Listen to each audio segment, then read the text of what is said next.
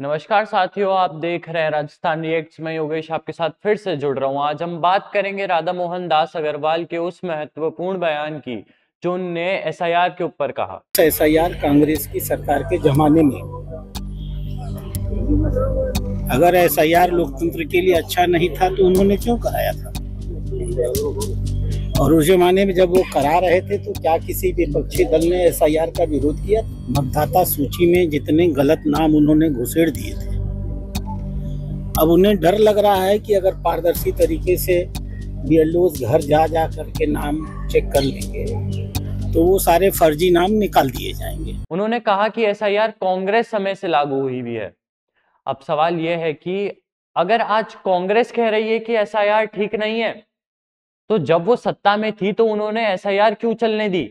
अगर एसआईआर में इतनी खामियां थी तो उन्होंने तब इस बात के खिलाफ आवाज क्यों नहीं उठाई? क्या उन्होंने इसे रोकने की कोशिश नहीं की? क्या किसी दूसरी सरकार ने इसका विरोध किया था?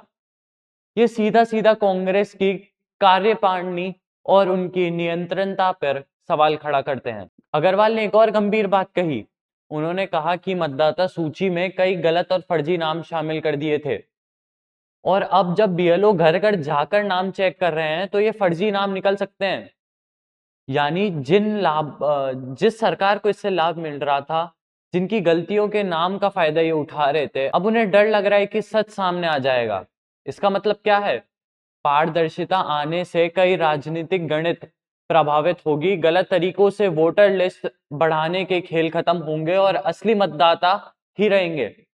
बीएलओ को घर घर जाके जांच करना लोकतांत्रिक को मजबूत करने की दिशा में एक बड़ा कदम माना जा रहा है। अब बात करते हैं कांग्रेस के दावे पर। इस पूरे बयान में अग्रवाल को दो प्रमुख बातें कहते दिख रहे हैं।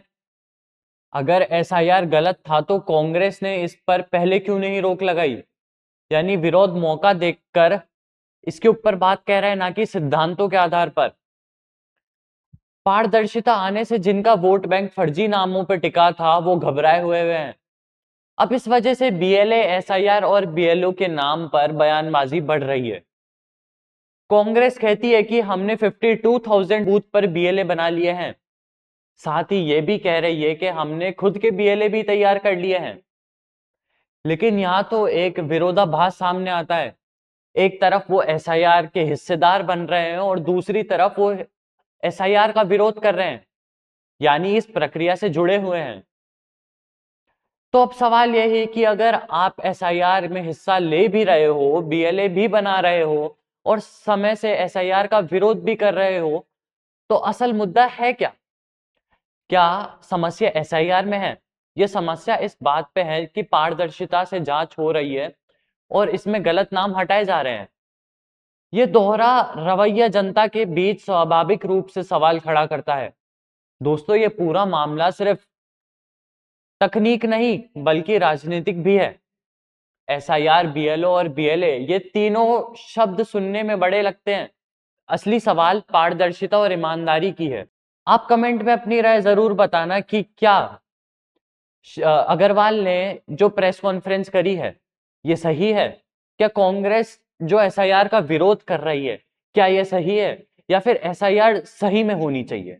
नमस्कार, देखते रहिए राजस्थान रिएक्ट में। आपके साथ जुड़ा रहूंगा इस चैनल के माध्यम से।